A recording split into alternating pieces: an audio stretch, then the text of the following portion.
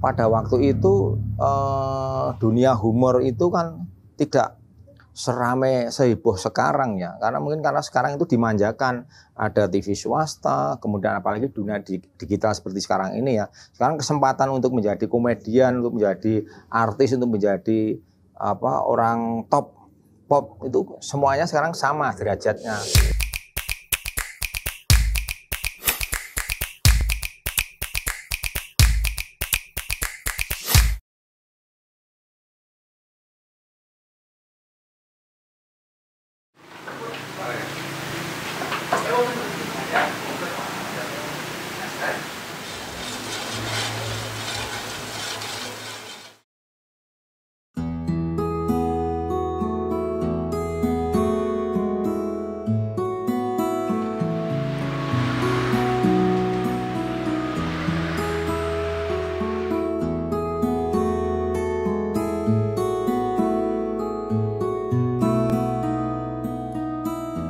PLO, penyambung lidah orang. Awal sejarahnya kita berkompetisi dengan lawan kita sesama mahasiswa waktu itu dengan Nanung Astoto. Itu punya grup namanya NA2O. Dia bersama Agus Partowibowo duet. Terus kita pada waktu itu masih pakai nama Melati Group. Nah, kita kompetisi, kita ikut lomba humor mahasiswa di Seni Sono tahun berapa lupa ya, tahun 1980 berapa, saya agak lupa itu. Nah, kita lomba di situ. Nah, ada NA2A juga, ada mahasiswa yang lain, itu lomba humor mahasiswa seluruh Indonesia. Itu juri-jurinya juga dari Jakarta semua, dan kita juara 1 waktu itu lomba humor mahasiswa. Kemudian didis karena saya masih SMA. Kemudian Prayitno Beni Kunjung STTNAS, dia mahasiswa STTNAS waktu itu. Sekarang beliau namanya menjadi Mbah Darmo itu, dan waktu itu juga dia aktif di Antv Sulap Selip, cukup terkenal, kondang. Nah, PLO berkembang. Kemudian kita berlalu kompetisi dengan Nanung tadi. Nah, akhirnya sepakat kita bikin grup PLO, penyambung lidah orang. Nah, itu personilnya saya, Pak Nanung, sama Beni Kunjung. Nah, kemudian berkembang, kita merajai panggung era-era tahun 85 sampai 90-an lah, kita merajai panggung-panggung kampus, kemudian panggung-panggung di seluruh Jawa Tengah dan nasional. Kita hampir keliling Indonesia bersama PLO, dan terbesit bikin musik humor. Apa ya nama musik humor? Karena pada waktu itu musik humor di Indonesia kosong, vakum. Ada waktu itu PMR, pengantam minum racun. Kemudian ada PSP, pancaran sinar Petromak, itu dari anak-anak UI. Nah, kita PLO ini berbagai macam kampus, ada dari UGM, UMY, ISI, STTNAS. Akhirnya melebur menjadi PLO. Memang singkatannya PLO sendiri adalah penyambung lidah orang. Jadi menyampaikan inspirasi dari masyarakat, dari warung-warung, dari obrolan, dari tongkrongan dan sebagainya, kita dengar, kita panggungkan. Jadi menyampaikan masukan, inspirasi dari para orang-orang yang sering ngobrol di warung angkringan, warung tempat-tempat tongkrongan lah. Nah, kita dapat bahan dari situ. Nah, kemudian PLO punyalah musik humor namanya PLO, penyambung lidah orang. Seangkatan kita dengan PMR, pengantar minum racun, PSP, pancaran sinar Petromak. Tapi kelebihan dia pada waktu itu mereka berkarya, punya lagu sendiri.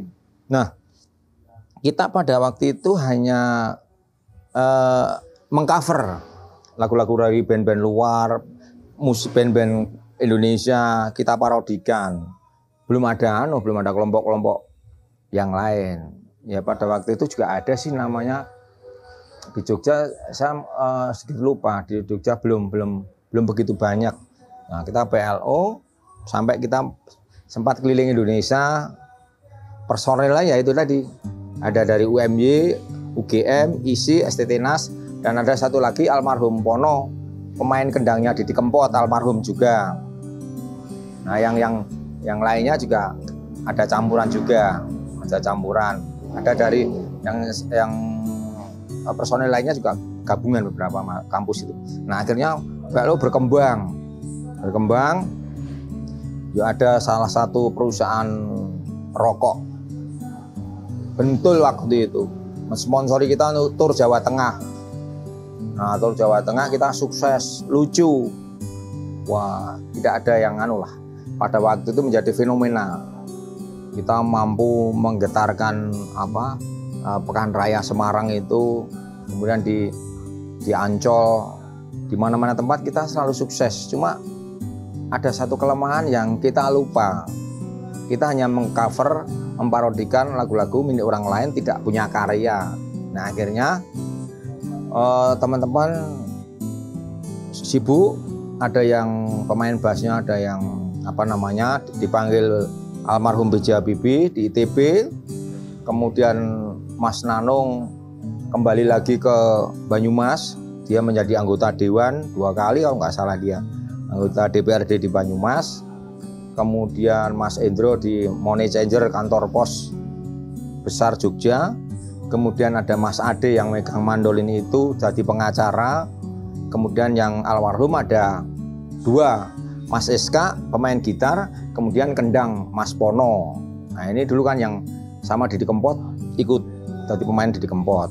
Akhirnya bubarlah kelompok musik humor PLO. Tapi kita sempat dengan Mas Kuncung tidak berkecil hati, tidak frustasi. Ya udah, PLO bubar, kita bikinlah musik humor lagi dengan personil yang berbeda. Masih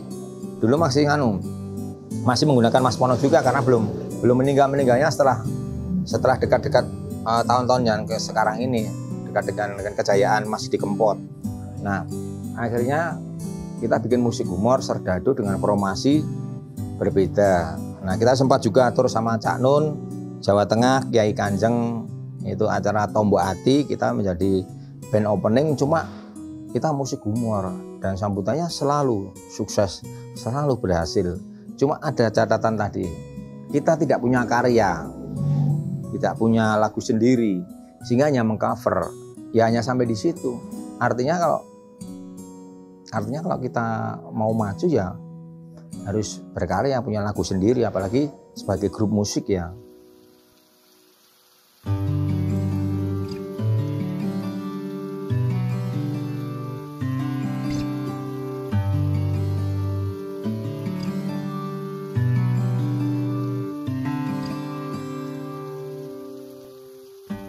Kemudian kembali lagi ke masalah PLO tadi. Sebelum PLO itu ada namanya 3T. Mas Tri, Teguh, Eko, itu Sanata Dharma, UGM, satunya lagi Mas Tri sama UGM Sanata Dharma itu. Nah mereka juara humor nasional di Taman Ismail Marzuki tahun 1979, juara 1 itu. Belum ada Warkop, belum ada Prambos, belum ada Sirsan Prambos. Nah kemudian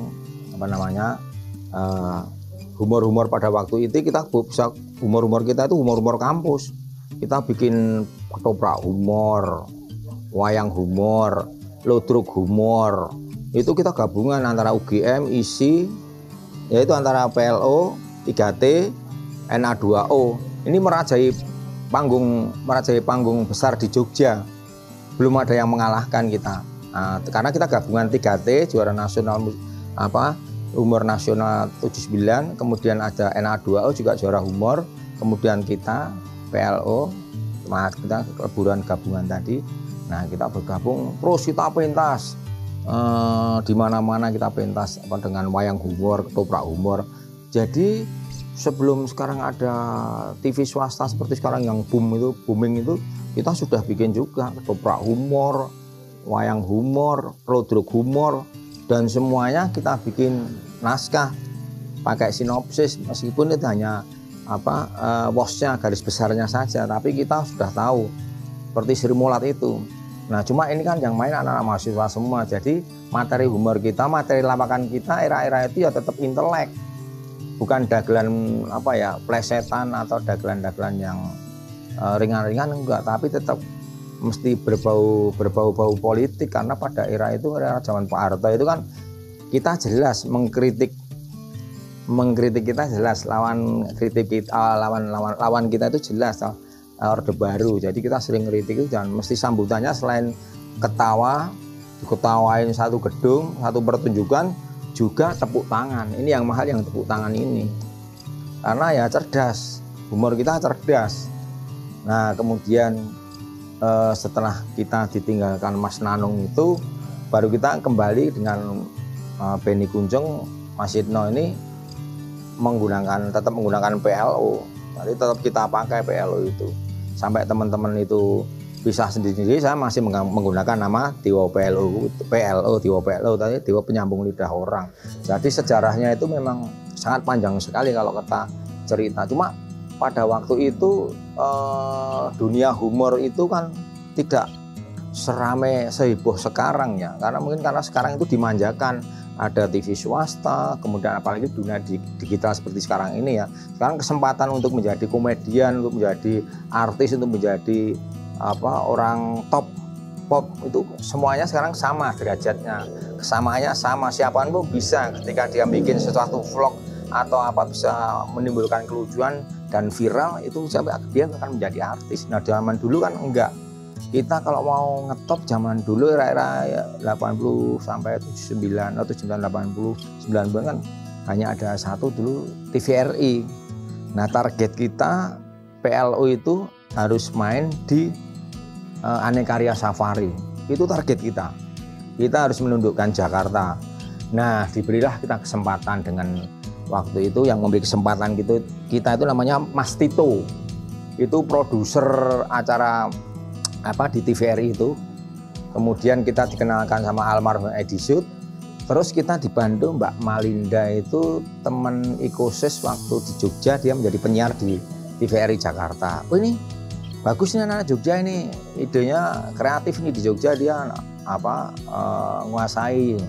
Nah, kita mainlah di situ, hanya berapa menit ya, 10 menit itu harus lucu.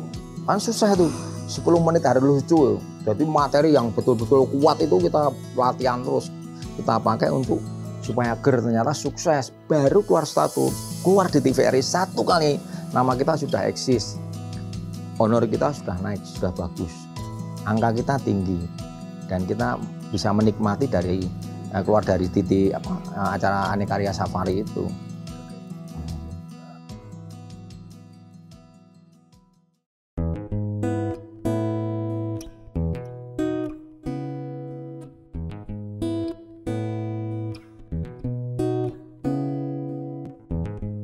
Nah, setelah kita berpisah dengan Mas Benny Kunjung, Mas Nanung itu, silaturahmi masih kita komunikasi.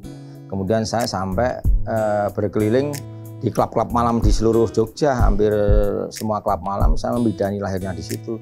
Cuma dari basic humor, basic teater, nah ini kita kolaborasikan sehingga pada waktu tahun 94 itu ada syuting di salah satu kantor saya di Papillon Diskotik.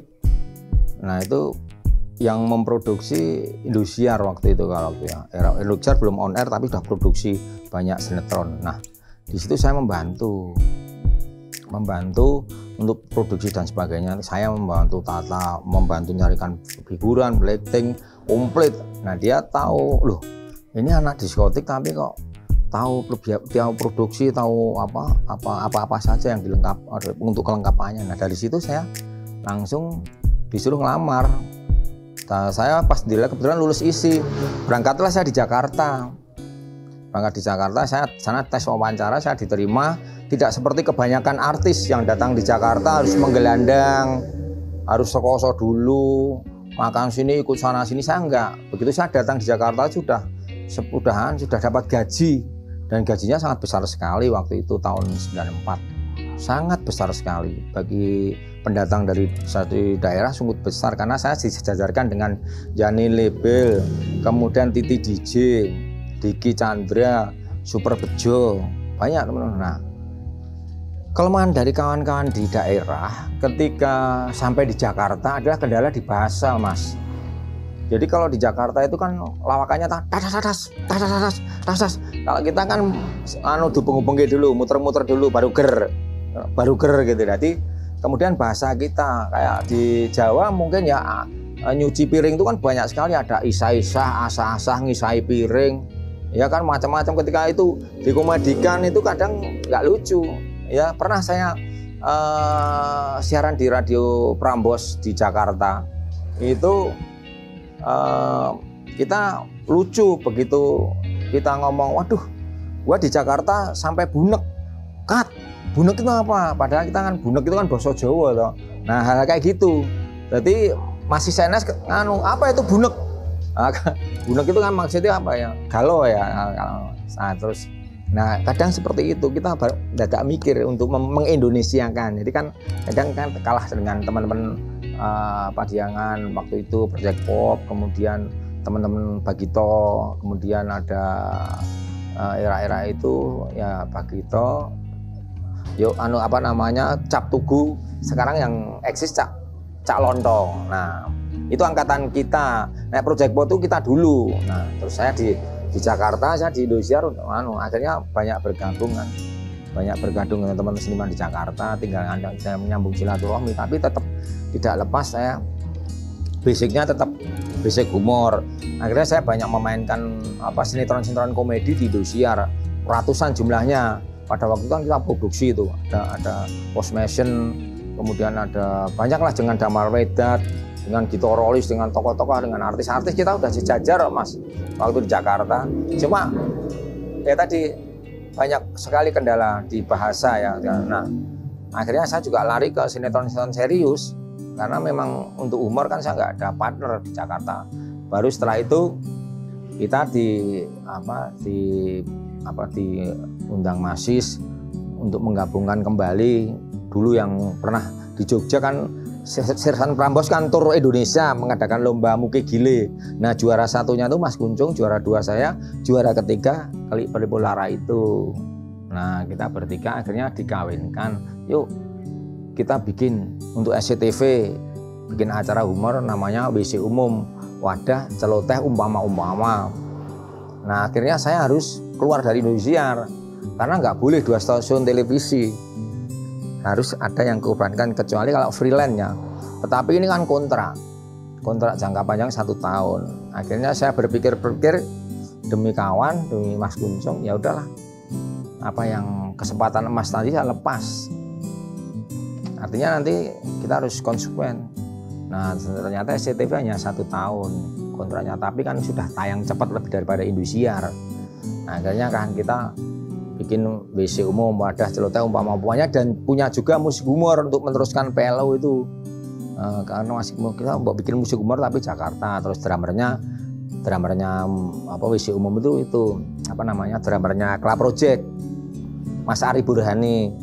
Nah kita tempat tidur tempatnya Mas Ari Burhani di sana, bikin lagu. Pengalaman dari PLO harus bikin lagu. Ada Mas Mami Slamet yang Ki Ageng Ganjur itu loh, Mas Mami yang jenggot itu, ya ada teman-teman dari Jakarta, Mas Irul, KPJ, kelompok penyanyi jalanan Malioboro, kita bawa ke Jakarta, ketemu di Jakarta juga. Nah, akhirnya kan melebur terus, berkembang terus, kita nggak lepas dari dunia humor. Nah akhirnya kontrak satu tahun itu besar. Pada zaman itu kan honornya memang kalau sudah nyentel di suatu TV nasional itu sudah, kalau kita bisa mempertahankan ya banyaklah seperti teman-teman sekarang itu, seperti Mbak Soima, kemudian teman-teman yang lain yang bisa nyantol, dia bertahan, punya talent yang bagus, dia akan bertahan lama di Jakarta. Karena persaingan di Jakarta keras Mas, karena industri lah Mas. Kita kalau pada waktu itu kelemahan kita kan kita nggak punya manajer, nggak punya bank naskah. Seperti Bagito kan warung kopi kan punya bank naskah humor, jadi nggak habis humornya. Dapat dari seluruh Indonesia kan dibantu, yuk kita kembangkan. Nah kita waktu itu hanya Mas Kli aja yang sering yang membuat naskah ya.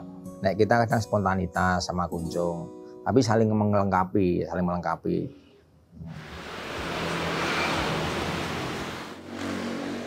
Untuk yang sekarang ini era digital, era stand up comedy, mereka kan Mas boom di kampus di mana-mana mereka sukses. Tapi ketika dia dipanggungkan di pinggiran pantai atau di daerah pedesaan, nah mereka susah untuk berinteraksi, kecuali harus menyesuaikan dengan beradaptasi dengan medan, beradaptasi dengan masyarakat sekitarnya. Jadi memang harus cerdas. Pelawak itu memang harus cerdas, kalau nggak cerdas ya sudah ketinggalan kereta. Jadi di era sekarang seperti saya, angkatan saya, Mbah Darmo, saya, teman-teman itu ya sekarang harus mengakui dan menghormati. Ini eranya anak-anak kita. Jadi kita sebagai orang tua tidak boleh egois, jangan power syndrome.